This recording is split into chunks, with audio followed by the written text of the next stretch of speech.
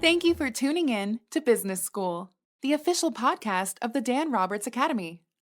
Hello to another episode of the Business School podcast. Today, I've got a very interesting character, Cuoco Black. He's one of the world's leading gym designers. He wouldn't call himself that. He'll call himself a conceptual artist because there's a lot more thought that goes into it rather than just like designing where the treadmill goes and painting it this color. No, the guy's a real artist. And look, let me show you some of his work. I think that's the best way to start this podcast. If you're not listening to this, if you're watching it, you're going to get the most out of it. If you're listening to it, head over to YouTube and look at these beautiful designs. Or Google Trainer Space in Florida. That's one of my favorites. It's like a space age, sort of 1980s like video game. It's exquisite. It's beautiful. Anyway, I've got Cuoco on today. And we're going to pick his brain. We're going to ask about design and ask what you can do when you have a big budget, a little budget, and no budget. We're going to talk about how branding sort of fits in with design and how you mix aesthetics with function.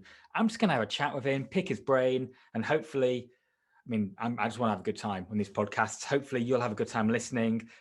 Remember, whenever I do a interview/chat, then it's also available on YouTube. So check it out on YouTube, and then you can see these designs as well.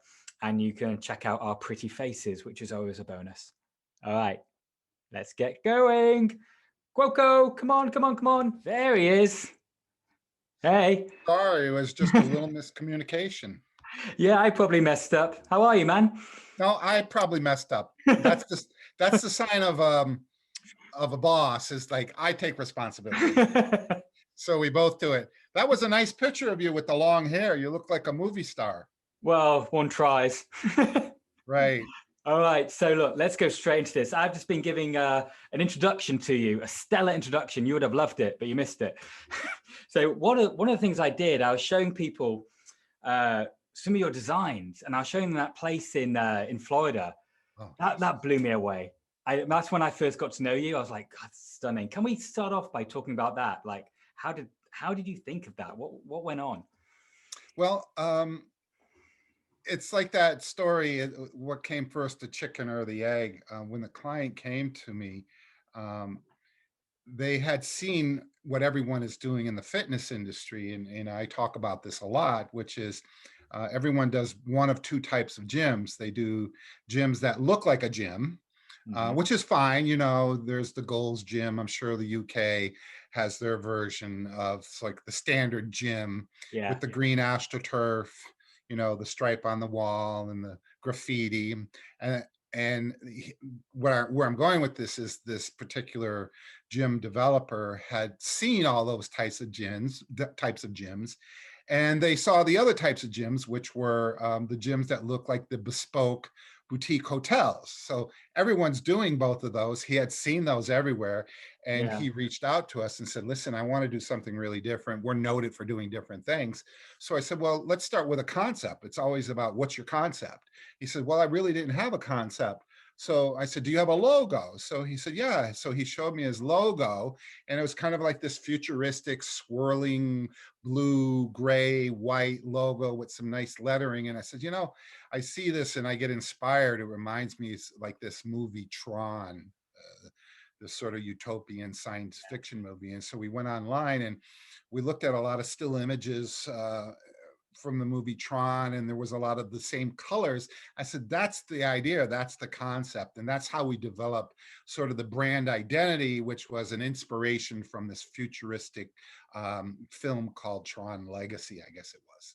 So you go for the aesthetics first, and then what happens, it's a layering process. In this particular case, he had the business model, which is actually, it was a gym for personal trainers. It wasn't open to the public. So it was a gym that was designed to be for personal trainers. And when he came to me with the idea of being like open about, let's create something different, we came up with this idea of this futuristic design. So what ended up happening really is the design, the aesthetics, came after like the function of what the model was going to be. Okay. So they should be both independent things, but they should also be married. One shouldn't affect the other, but they should both relate to each other, and they should unite and tie themselves together. And how long does it take? So when you have when they come to you with a project idea like that, how long does it take to actually get from idea to actually creating that? Um, Typically, we can get to a fleshed out concept in 30 days or less. Wow, that's quick. It's always better to have more time. For example, one of the things that I recommend gym developers to do is to do what I call a competitive design analysis. And I'm going to lead you to your answer. Uh, Everyone's heard of a competitive analysis. You take apart your competitor's business model. What we do is we do a competitive design analysis, and we look at developers' competition in his marketplace, and we take apart everything: the lighting, the colors, the finishes, the branding, the marketing, everything that they do from a design point of view. And then once we have sort of that metric of what everyone is doing, we go the opposite way. We don't do anything that they're doing. Love it. And so I had it was really good. We had this developer who we had almost, I think it was 4 months before he even signed his lease. So we had 4 months. Actually, it's one of the pictures of the gym with the Pentagon sort of opening. Do you remember the gym that Yeah, had the yeah. Pentagon sort of doorway opening? Well, we spent 4 months on developing that concept, and you can tell that this is a really thought out idea. And Yeah. so we can go 30 days on our end of developing a concept, but the more time you have, the more robust the outcome on the other side. Hmm. It's If that fascinating. answers your question. Yeah, yeah, no, it does very much so. There's so many things. I really want to pick your brain today because I'm sure a lot of people listening will be gym owners or want to be gym owners, work in studios. So not everyone has a super big budget. So I do later on in today want to pick your brain for people who have smaller budgets, even no budget, because I'm sure you have some tips and insights. But before we do that, I'd love to hear a bit more about, for our listeners, really, a bit more about your background. Like, how did you end up like here, designing these amazing gyms and having this eye?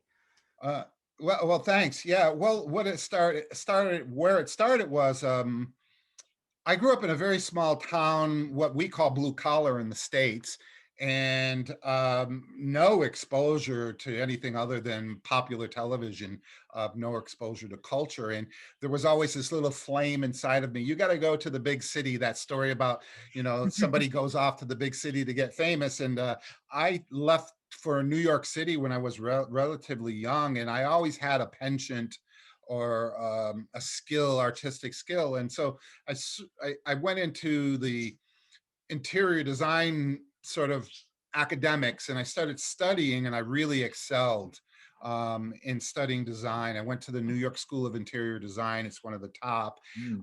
And I got my degree in design. And so uh, as I was doing sort of my interior design work, I started getting involved with bodybuilding. I'm sort of a natural Good stuff, bodybuilder. man.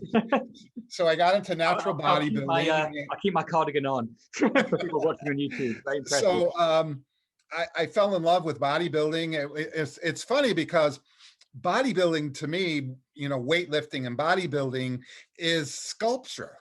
It's Yeah, art. It's like yeah, you're carving, your musculature, and yeah. you're looking, You you're, have to you're the getting all this proportions. chiseled Yeah. forms and everything. Yeah. So it was very sculptural to me. So I'm in these gyms training in New York City, and I was in this one gym. And remember, now I'm already a designer. Mhm. I'm trained as a designer. I also taught design, but now I started doing bodybuilding.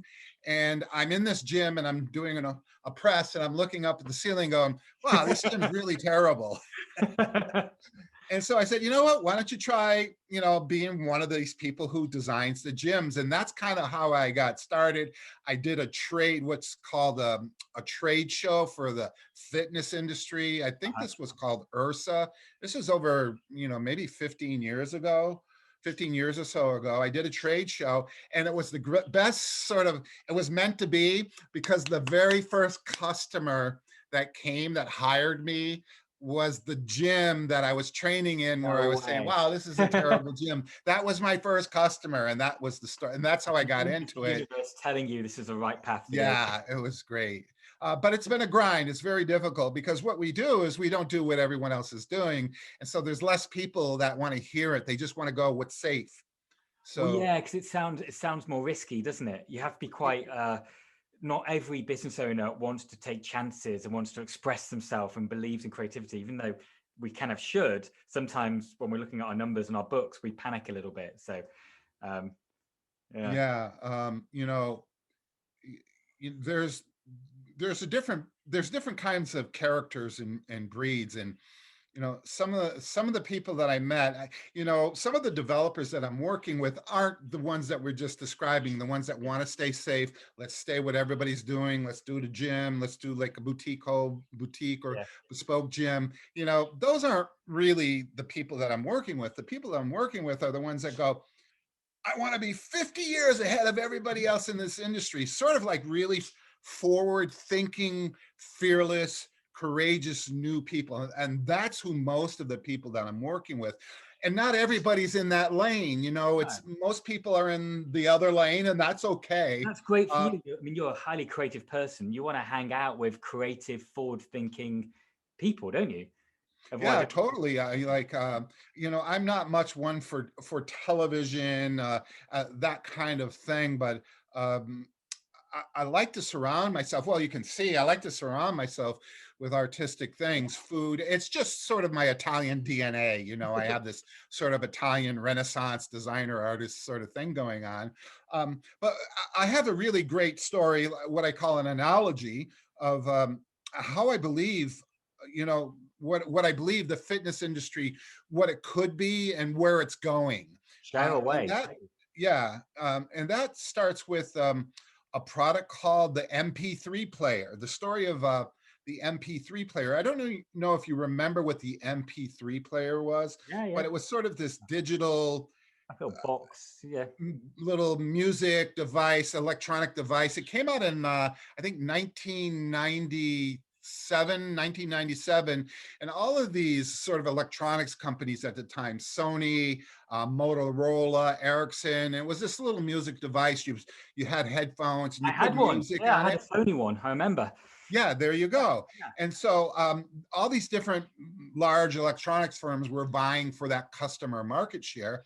And then around 2003, Apple came out with the iPod. And if you remember the iPod, it was that thin, colored, anodized aluminum, really pretty music device that was the same thing as the MP3 player, but it was much more pretty, sexy, Yeah. streamlined, slick, modern. And the story is you had all these companies vying for a market share. Starting in 1997, 2003, Apple comes up with the iPod. And I believe, I'm paraphrasing, by 2007, Apple was doing 20 billion in sales or more with the iPod, and all the MP3 players that everyone had, they went onto eBay and into drawers. So Apple dominated the marketplace. Well, what's the point? The point is design matters, and different design matters. And so Apple said, well, we could take an MP3 player and let's just make like the real way it should be done, with artistic and sexy and function and really cool and innovative. And so that's the way that I approach helping developers create their gyms. Be like an iPod. Don't be an MP3 player. Be like innovative and creative and sexy and beautiful packaging, and like attract the customer. Yeah, I love that. I was actually watching an interview of, I think it's Johnny Ives, right? The head designer for Apple. Johnny Ives? Is that Yeah, yeah, yes, yeah. A few years ago, watching an interview, and he was saying about the designing. It wasn't of iPads, it was of MacBooks. And they were talking about how beautiful the design was inside, like on the circuit board. Right. And it's like, and there was an argument saying, well, why does it matter? He's like, well, we know, even though the consumers are never going to see inside, we know we need to make it beautiful. And it kind of really struck me as like design was just seeping through their entire company. It wasn't just a thing just to market themselves or just a brand. They really believed in design. And that's like comes across. It's like when you design gyms. If it's just the front, but then you go to the bathrooms and the bathrooms are hideous, it misses a point. It needs to be a whole theme going through, and it needs to feel like it's authentic. Like, wow, these guys really believe in this. Yeah, it's interesting. Steve Jobs talks about the customer experience. They engineer the product back from the customer experience. And one of my marketing slogans that, if you follow me on social media platforms, is I always say, gym owners, you need to shift the consumer's expectations of what the gym experience could be. If you go in the gym that looks like another gym or another bespoke hotel, you've already seen it. Okay, so great. You're just another better version or a different version of that. So what we try to do is we try to help when I talk with developers, I said, I'm not working for you. I'm working for your for the people who are going to look at your brand. I'm not trying to get you to buy into what I'm doing. What we want to do is we want to get the customers, the public, the consumers, so when they walk into your space, they say, wow, I've never seen a gym like this before. What do you do? And it sort of sets up the sales and the marketing people to go in and take it from there. Yeah. So I always talk about the 80-20 rule. We spoke about this in the past, which is in the 80-20 rule.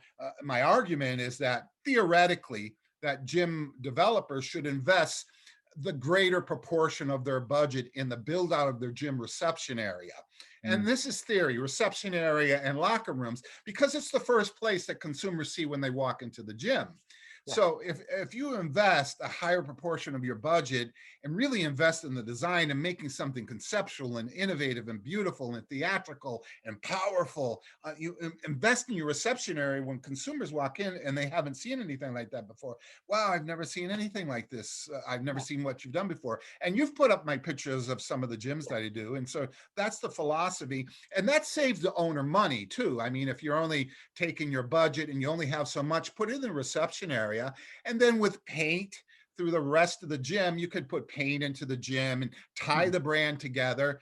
So there's tricks and strategies of how do you do this on a budget? Well, focus on your reception and your locker rooms, and paint is one of the best tools. People, the blue gym, it's blue walls, blue ceiling, and blue floors. That's a canvas to some of the lighting.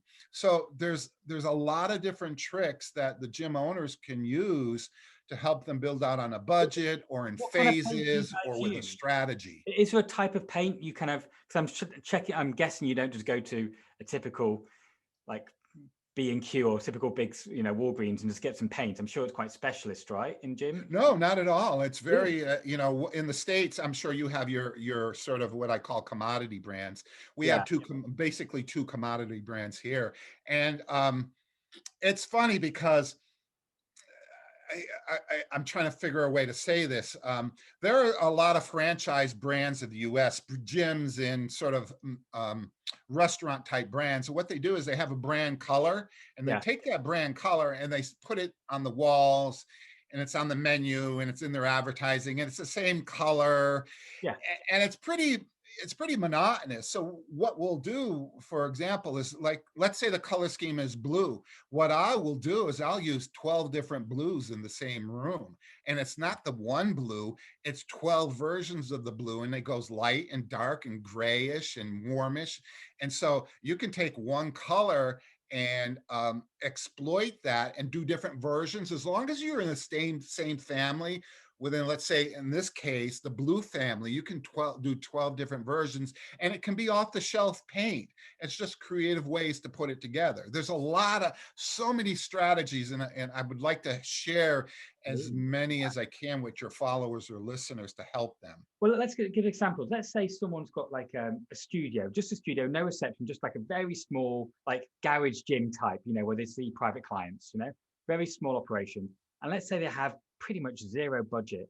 How can they, and they do know that they want to make it a nicer experience, where do they start? Is it with the colors? Is it with paint? Yeah, this is what I would do. I would have this strategy. I would consider that your space, whoever's listening, consider that their space, the gym or the studio they want to build, that's a canvas. It's a piece of canvas that you're going to paint on. Because the budget's limited, you can't do a lot. So what I would recommend that they do is find a brand color scheme and take that one brand color scheme, whatever that paint color is, paint your walls, paint your ceiling as much as your gym you can with that one color. So that's the background of your canvas of your design.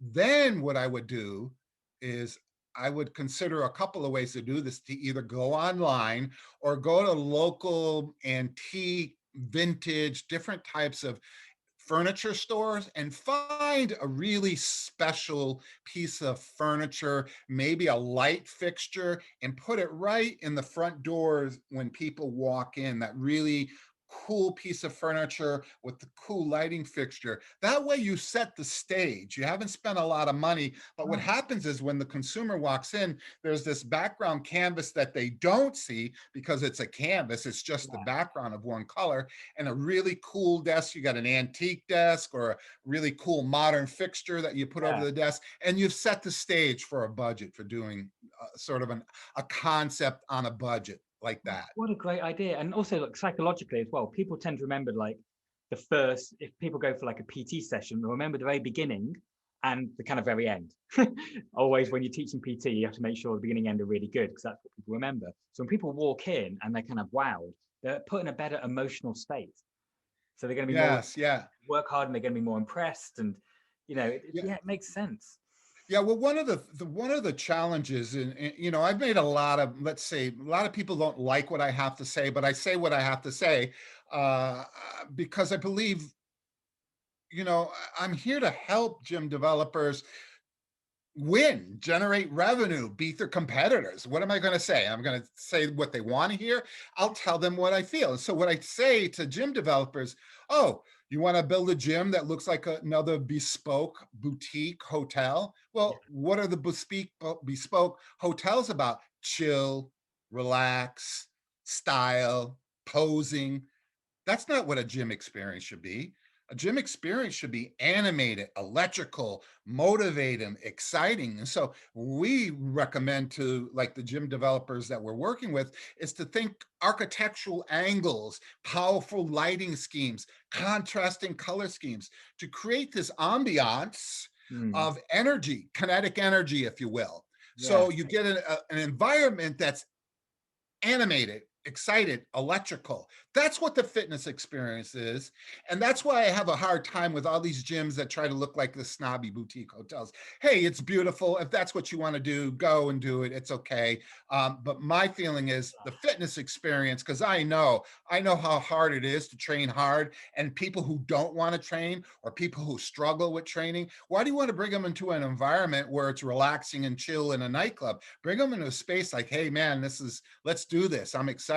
So it's Right. about motivating and telegraphing sort of that whole, everything I'm talking about is a strategy to seduce the consumers to buy into your gym brand, Mm. shift their expectations what a gym experience could be. That's what I say. And some people don't like it when I talk about boutique design, but that's fine if that's what you want to do. But I'll tell you, the people that are pushing the envelope are doing what all these things that I'm recommending now. Yeah, they're just not trying to look like W. I mean, in London, it's like probably like 10 studios I can think of, which all look like a copy of W hotels.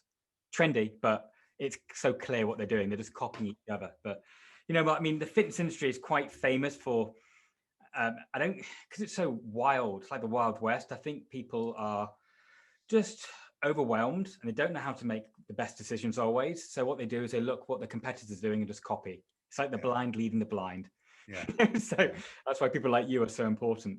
Now, let me ask you, I mean, you're talking about these gyms with like high energy and like, I get that, but how about someone who runs the Pilates studio or a Hatha yoga studio? How do you help these guys out? Well, it's sort of the reverse, it's reverse engineered. So it's sort of the same strategy or trajectory to design the space. So what you do is you go with sort of like an aesthetic that's soft or gentle, or Hmm. so it's warmer woods, it's leather, blues, greens, as opposed to reds and or powerful color schemes. Oh, So but it's the same process, that process of creating the envelope and then tying all the elements together. So for example, if you're doing a really like a HIIT gym, mhm. for me, it's all angled lights, and you can show some of my pictures, Yeah, yeah. Oh, angled will do. lights Yeah. and powerful changing color schemes. Whereas like Pilates or yoga, it would be all toned down with wood, soft lighting, yellows, warms, blues, greens. Excellent. Makes sense. Now let's talk about people with, so we talked a couple of strategies about people with no budget. How about people with a little budget? however we define that. Well, what's the next level up? You can afford a bit more. You want to invest in, you have a little gym and you want to make it better. You're willing to invest a little bit. What do you, Yeah, yeah. There's two things that I would recommend. I would recommend finishes and lighting. I mean, I'm a big fan, and like I'll come into a space, and I know some of my competitors, they go into the gym and they want to knock down all the bathrooms, remove all the plumbing, remove all the air conditioning. I don't believe in that. I believe you just keep all your mechanical systems, your plumbing where they are. But what I believe you have to do is you have to go outside of looking at the fitness industry. And so where I source a lot of design ideas and finishes from is from like the aerospace industry and the Hollywood movie industry and the fashion industry and the automotive industry.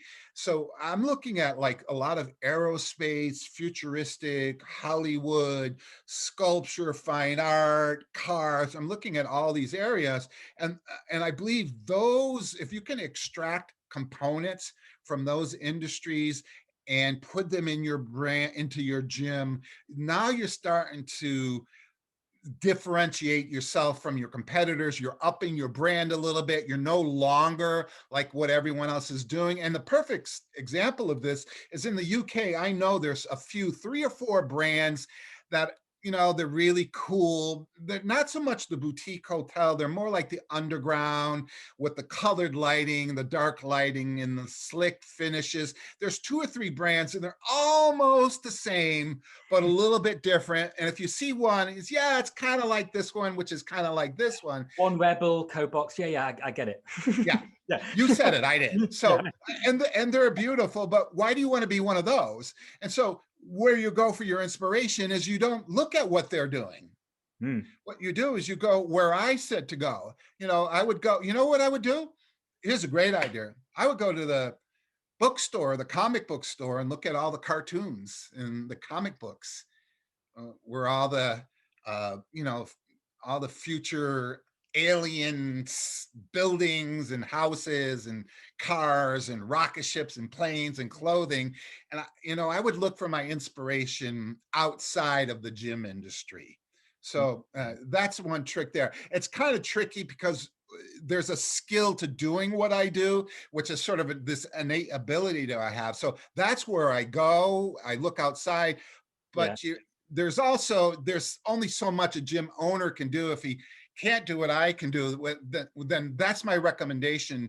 Go to those places where you can find different ideas and try to integrate them into your spaces. Great advice. It's funny because I just recorded an episode talking about business models for gym owners and for personal trainers. And the main bit of advice I was sharing is to look outside of the fitness industry, look at the fashion hotel, look at hotels, look at other, because otherwise we're not being creative, it's being open-minded. That's all it is. Yeah, totally. There's another person from Apple, who I always admire. I look at people like Tesla, Elon Musk. I don't know if you ever did a Google image search for the inside of his Dragon X space vehicles, but when you look inside of like Elon Musk's Dragon X space vehicles, the whole geometry is just like, how can a space compartment look like this? It's like Disney. I like, it's like you've got to go. Here's where I'm going with this. Where I'm going with this is go to the people who are really on the cutting edge of their industry, like Tesla and Apple and Disney, and see how they stretch what's possible. Not only do they don't stretch, but they create a whole new path. Yeah. So this is sort of where I'm sort of going. What I believe I'm trying to move the fitness industry, move the needle to get the fitness industry to go this way. And some people are on board and it's heading that way, but it's like the guy, Henry Ford, trying to sell the guy who's still used to riding a horse, you know? And so this is what sort of where we're at now. And after lockdown and all this is the perfect time to come up with new gym concepts because they've seen all the old gyms. Yeah. So now's the time for new ideas. And what's your view with, with this last couple of years being what it is? And some people are saying that gyms are dead. It's all going to be online. Well, I mean, I don't really believe that. What are your views on this? Well, it's funny. I just had a conversation with someone about this last year during the lockdown, first 2 months, February, March or so. All it was dystopian rhetoric, propaganda that gyms are finished, Peloton, Mirror, AI was going to take over the fitness industry and gyms were going to be software companies. No. So after 2 months of that, I posted on my platforms that no, that's not what's going to happen. This is all propaganda. So now imagine the whole fitness movement globally is saying this. And I'm saying, no, that's not going to happen. What's going to happen is brick and mortar gyms are going to come back stronger than they ever were. And within a week, I had 24,000 views, 600 comments, people going, yeah, that's the future. And look where we are now, a year later, exactly what I said was going to happen. And I'm not boasting on myself. What I'm saying is it's not what media or what propaganda or what Silicon Valley or Peloton, whatever they want to tell you it is, it's what you make out of it. And right now in the US, all the gyms are almost back at capacity. And I can see them growing past that because people have seen that poor health is sort of like, can leave you susceptible to illnesses and such. So good health, where do you get good health? Socially, in gyms with your pals. Brick and mortar, the future of fitness is brick and mortar gyms. They're social environments. Being locked in your room, watching a TV screen is not the future. What's going to happen is it's going to be 95% brick and mortar with 5% digital, online streaming, whatever you need to help amplify your brand and give some of your members experiences when they can't come into the club. Hey, what am I going to say? You want me to tell you what everybody else says or what I think?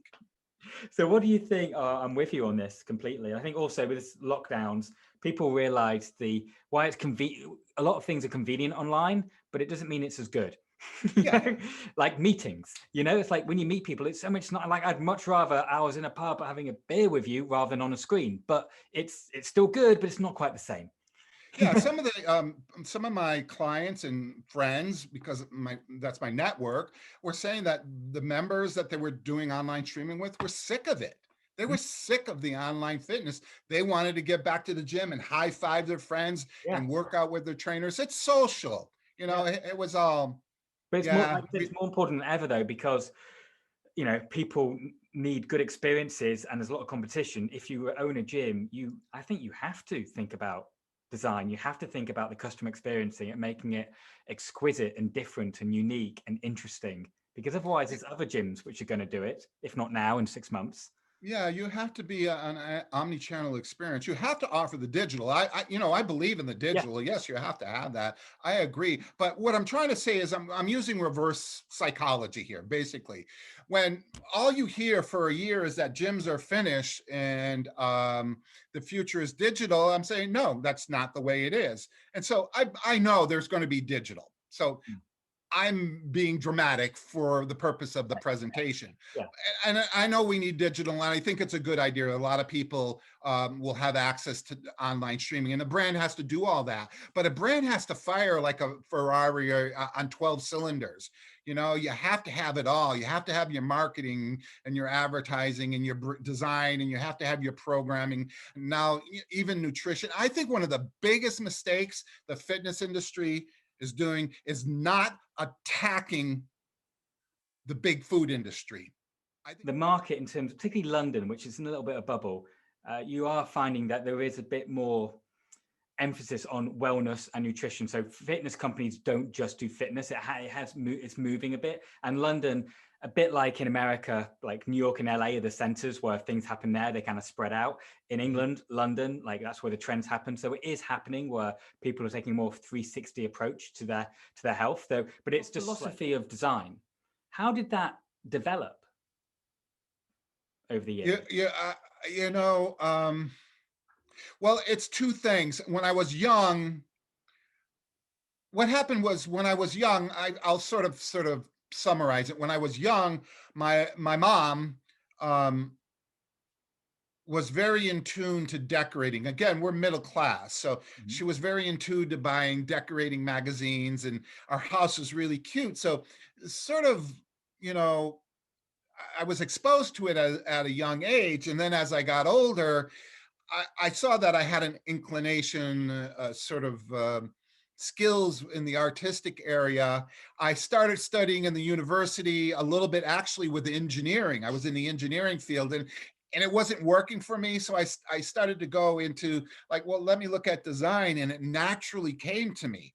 Like everything I did, it was just like, wow, this is really natural. But what happened is, when I broke away from, I was in the hospitality industry. I designed things in Paris and New York City. So I was in the hospitality industry. I know what the restaurants and all that's about. I designed this amazing bar in Paris called the Experimental Cocktail Club. It was like one of the top speakeasies in the world. So I come from the Pretty cool. hospitality industry. Designing something in Paris is pretty cool. Yeah, Experimental Cocktail Club. You can look it up. So I French did are that a quite number picky of about years their ago, design and then that process. was before I was into the gyms. I'm sorry, Dan. I was just saying, French are quite picky about their designers. Ah, They could well, it's job. so funny you say that, because when I got the email from Yeah. France, somebody said, "Hey, we want to open a bar, a speakeasy in Paris, a cocktail club," and I was like, "Hey, I'm an American. You guys, you're Louis the 16th. I mean, well, what am I going to do?" Actually, there was some trepidation because I know what the French are capable, how Yeah. amazing they are, and so I went to Paris and I worked with I lived there for a while. We designed this beautiful bar. And so it was really successful. I came back to the States. Coming back to the States, my needle was recalibrated, my expertise, because I was exposed living in Paris Yeah. for a few And your months. confidence, right? I mean, being hired for a job in Paris and doing it, Yeah, and that being an your American, confidence because must have gone up, right? yeah, I totally did. I came back and I looked at everything the American design industry was doing. And that's kind of why I got out of the hospitality industry, designing restaurants and gyms, was because yeah, it was the same old boutique design, but it was just years ago, boutique Yeah. design. So I started getting into the gyms. And as I broke into the gyms, there was still to this day so much resistance against what I do, because I'm not going with the mainstream. I'm trying to push theatrical, conceptual, inspired concepts for gyms, and the whole industry for years didn't want anything to do with me. The media, the magazines, the architects, the designers, the owners, there was a fiefdom. They were all together and I was the outsider. They wouldn't let me in. So I said, screw you, I'm going over all of you. And so what I did is I went over all of them. And actually one of the first gyms was the Blue Gym in Florida that I did. And after that, it's kind of taken off. And now it's just like, I'm kind of like really flattered that so many new people are coming into what I call this new movement to I'm create just putting up a conceptual picture gyms. now of a gym I like you did with oh, I think it's the stronger PT one. I think it's Yeah, the one with the different colored lanes. yeah, the I love that. AstroTurf. Yeah, yeah, that's Yeah, right. that was a How did you great. think of that? What was going on there? Well, this is the perfect story. This is the kind of developer I was talking about earlier, who was fearless. Mm. I went to he called me up. He had heard about me. He had saw the Blue Gym. He called me. His name is actually, I'm going to shout out his name. His name was Frank Nash. Mhm. I think he does tours in the UK.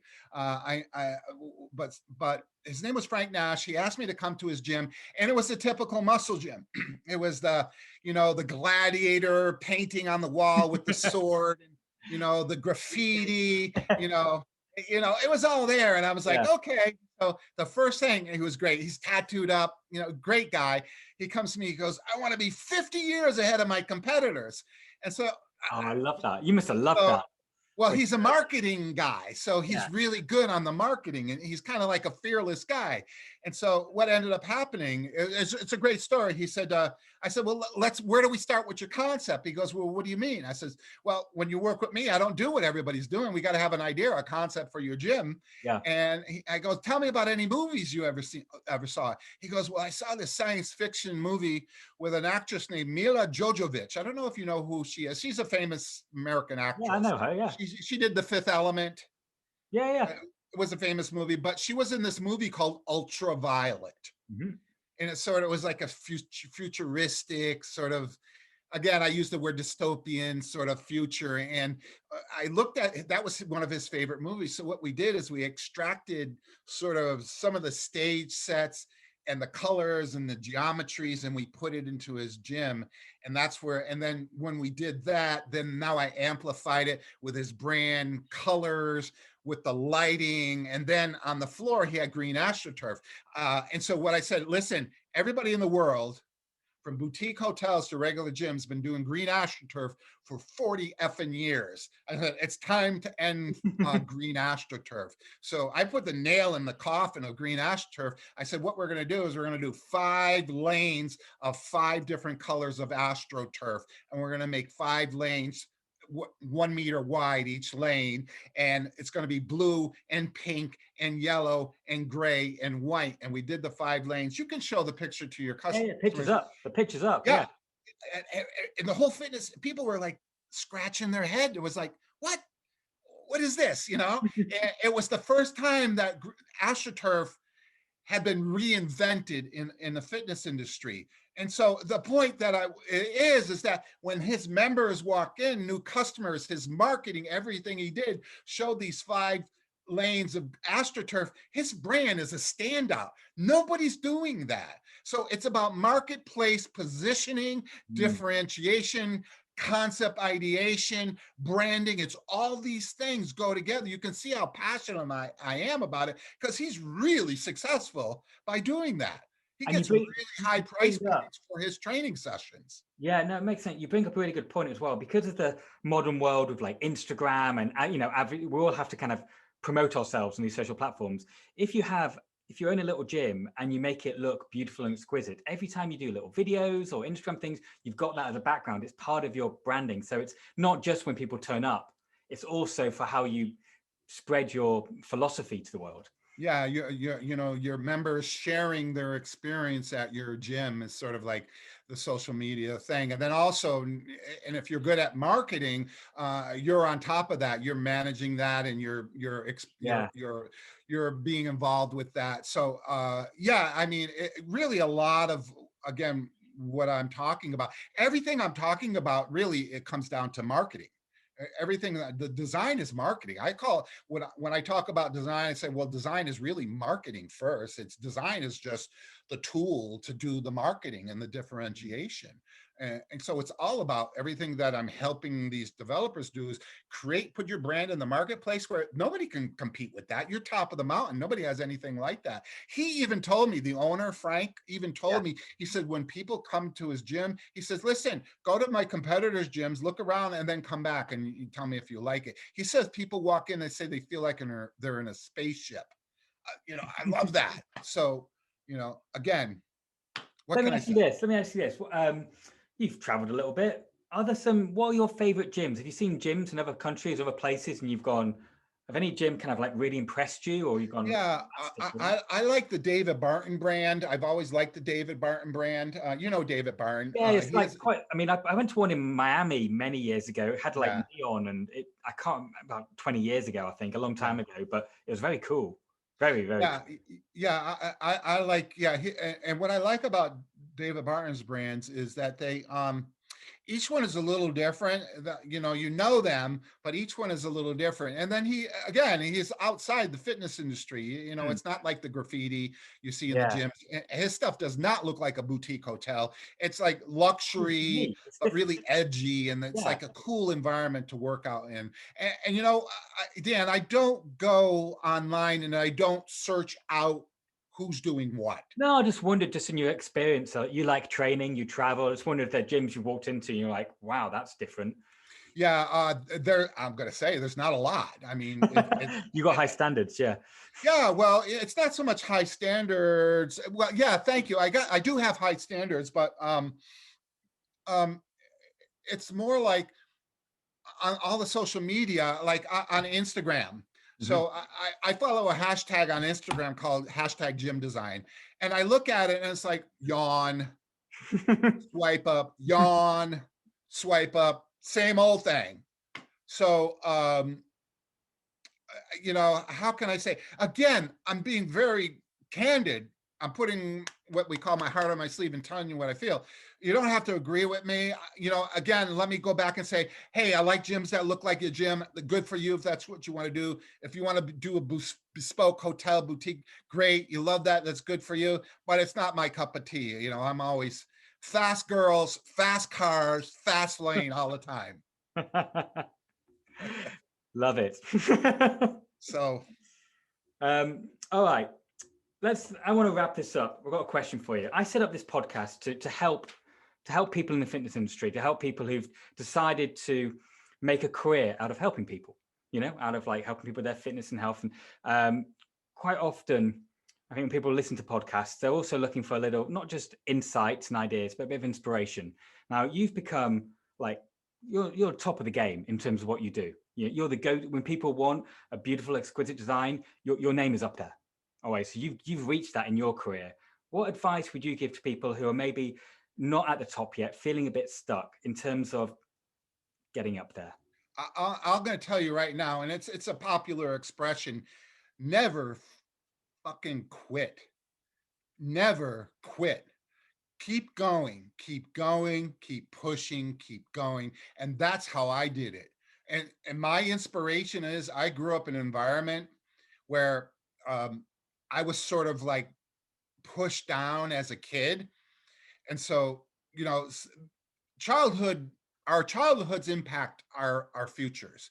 And so I was lucky enough to get to a point where I realized that my struggles weren't going to be with the industry. My struggles were going to be with me and what I believed I could possibly do. And I was in this constant battle of can you do this?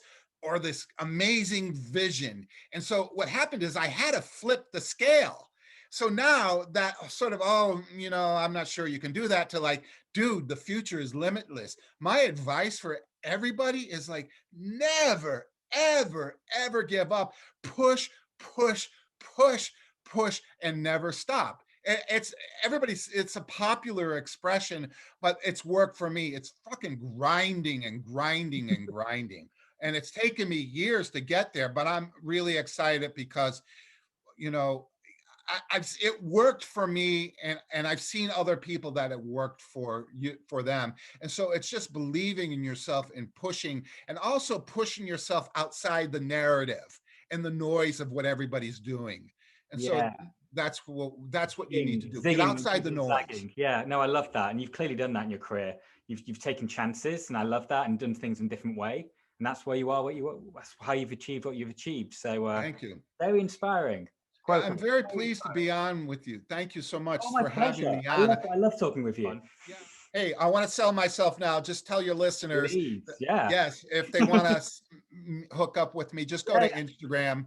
And on Instagram, my name is Gym Designer, one word. So that's as much about me as that I want to say. How about, do you have a website? Yeah, it's fitnesscenterdesign.com. Right?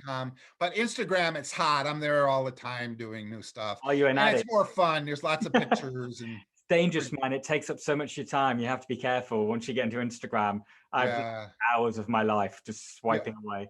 Well, you know what? I know people who use HubSpot and a lot of this auto-generated stuff. I don't believe in that. It should all be authentic. Your word, your messages. You can tell when people are doing automatic posting, and it's like when it's real and it's raw, people respond to that. Just like this conversation, no doubt. I'm excited. If there's anything ever I can help you with, just let me know. If I need to write something, or I wish I'd met you a few years ago, because one of the things my company does, as you know, is like we help hotels out. We do a lot of consulting for hotels, and we, help them create gyms and their cultures and the systems for like fitness and well-being. And often I'm left with the job of like designing a gym, and I can't design for shit. But because I'm a trainer, and because I'm like a well-known trainer, they think that I'm a gym designer. Right. Yeah. Part of my budget. So I'm like, fine, design a gym. But if I'd known you at the time, it'd be like, well, it's like training. I could never be a personal trainer. I don't have that skill set. So we all have our strengths and weaknesses. So no, exactly. So no, I'm pleased we've hooked up. It's good. And thank you so much for your time and your passion and your energy tonight. I really appreciated it. Thank you. Thank you for tuning in to Business School. the official podcast of the Dan Roberts Academy. To find out more about how we help coaches, instructors, and fitness entrepreneurs upskill and enjoy more success, please see danrobertsgroup.com or follow us on Instagram at the Dan Roberts Academy.